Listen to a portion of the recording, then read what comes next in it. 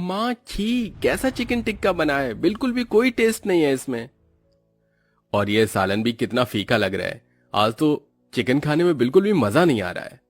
माँ जी, मैं कब से कह रही हूँ आपको कि इस मेड को चेंज कर दीजिए, उसे चिकन बनाना नहीं आता।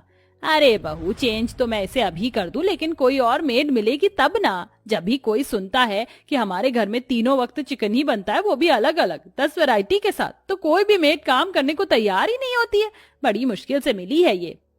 अरे माँ भाभी, आप दोनों क्यों इतना परेशान हो रही हो? अगले महीने प्रेम भैया की शादी है। जब प्रेम भैया की वाइफ आएगी तो वो हमारे लिए चिकन बनाएगी। मैंने तो सुना है कि मेरी होने वाली भाभी काफी अच्छा खाना बनाती है।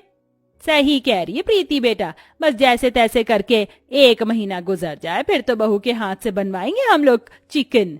ललिता के पूरे परिवार को चिकन खाने का बड़ा शौक था। साल भर ये पूरा परिवार सिर्फ चिकन खाता रहता था। यहाँ तक कि खाने में तीनों वक्त इन्हें चिकन की 10 अलग अलग वैरायटी चाहिए होती थी। कभी चिकन लॉलीपॉप, चिकन टिक्का, तो कभी चिकन मसाला, बटर चिकन। जहाँ एक तरफ यह पूरा परिवार अपनी होने वाली बहू माया से चिकन बनवाने के सपने देख रहा था, तो वहीं दूसरी तरफ माया। जब तक तेरा पनीर बनकर आता है, तू तब तक मेरा एग रोल ट्राई कर। इस एग रोल को मुझसे दूर रख। तू जानती है ना कि मुझे नॉनवेज से कितनी नफरत है। एक बात बता, तू नॉनवेज से इतनी नफरत करती है, अगर कल को तेरा होने वाला ससुराल ही रोज चिकन खाने वाला निकला तो फिर क्या करेगी? अपने पति को तलाक दे देगी क्या?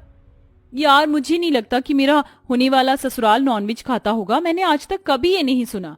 आई एम 100% श्योर कि वो लोग बिल्कुल मेरी और मेरी फैमिली की तरह प्योर वेजिटेरियन होंगे।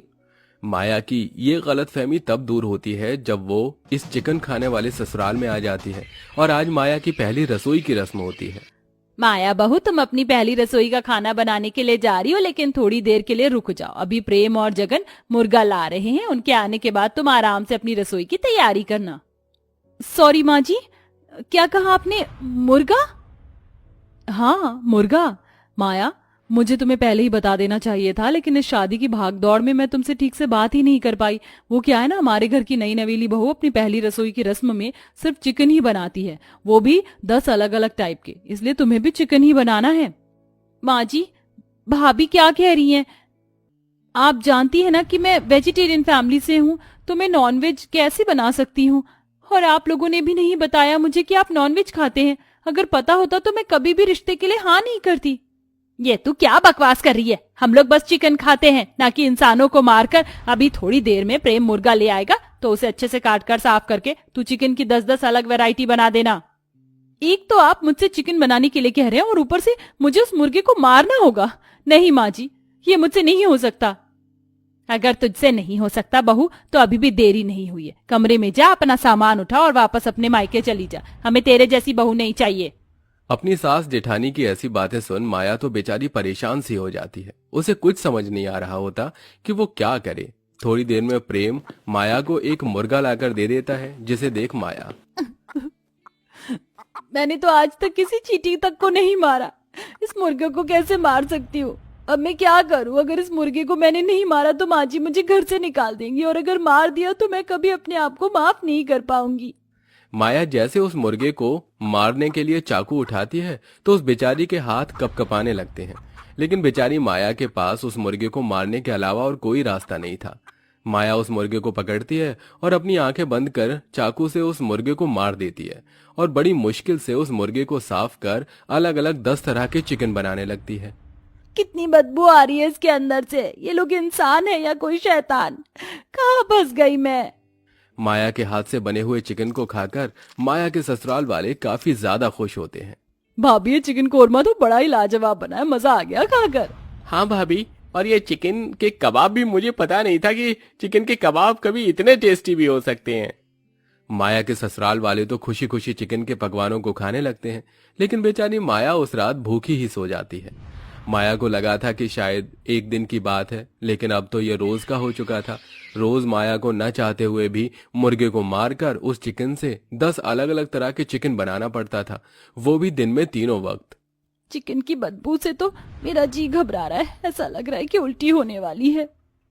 चिकन की बदबू से माया का दिल घबराने लगता है, और देखते ही देखते किचन में ही उल्टी कर देती है। लेकिन बेचारी माया को इन सब के बावजूद भी हर दिन चिकन बनाना पड़ रहा था।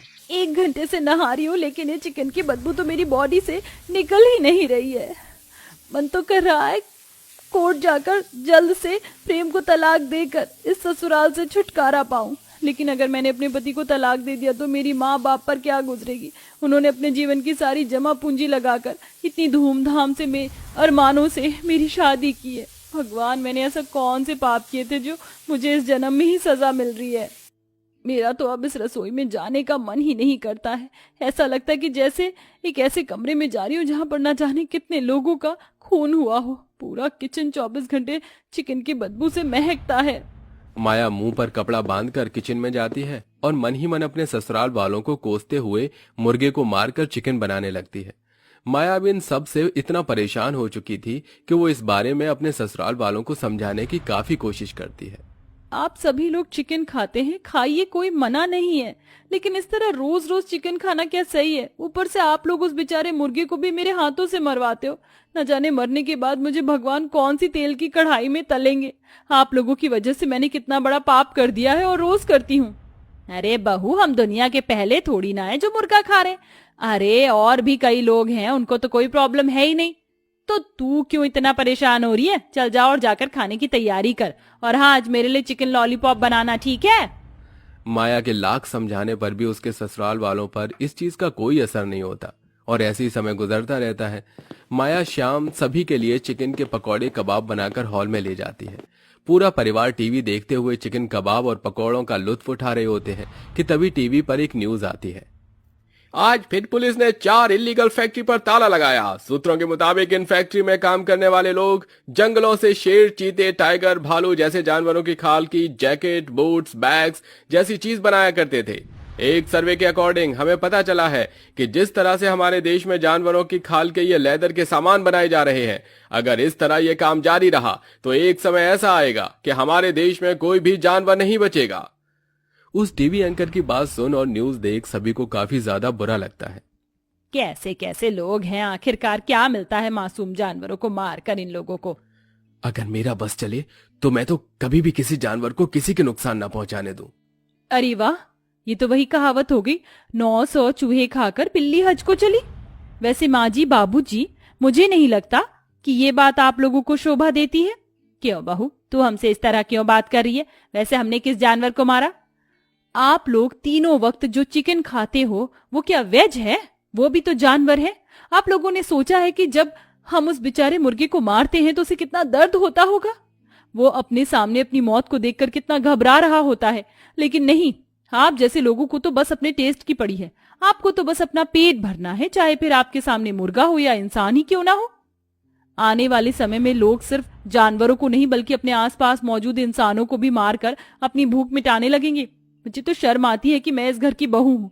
मुझे शर्म आती है आप लोगों को अपना परिवार कहते हुए, जो किसी का दर्द समझ नहीं सकता। वो इंसान कहलाने के लायक ही नहीं है। इतना कहकर माया अपने कमरे में चली जाती है। माया की ये बात सुन उसके ससुराल वाले बिल्कुल शांत हो जाते हैं और कोई कुछ नहीं कहता। अगले दिन होते ही माया जैसे ही खाना बनाने के लिए किचन में जाती है तो देखती है कि किचन में कोई भी मुर्गा नहीं है, बल्कि पूरा किचन तो हरी सब्जियों से भरा हुआ है। ये सब क्या है? ये इतनी सारी हरी सब्जियां कहाँ से आई? हम लेकर आए हैं बहू।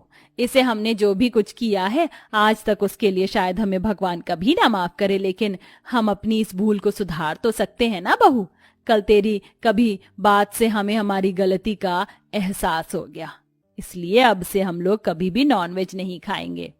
इतने साल से हम चिकन खाते आ रहे हैं तो एकदम से छोड़ना हमारे लिए इतना आसान नहीं है, लेकिन हम वादा करते हैं हम जल्द से जल्द अपनी ये बुरी आदत को छोड़ देंगे। अपने ससुराल वालों की ये बात सुन माया काफी ज्यादा खुश होती है, जिसके बाद अब माया अपनी रसोई में कभी भी चिकन नहीं बनाती और हर रोज टेस्टी टेस्टी वेज खाना बनाती है, जिसके चलते माया के ससुराल वाले बहुत जल्दी अपनी चिकन खाने की आदत को सुधार देते हैं। पूरा ससुराल प्योर वेजिटेरियन बन जाता है।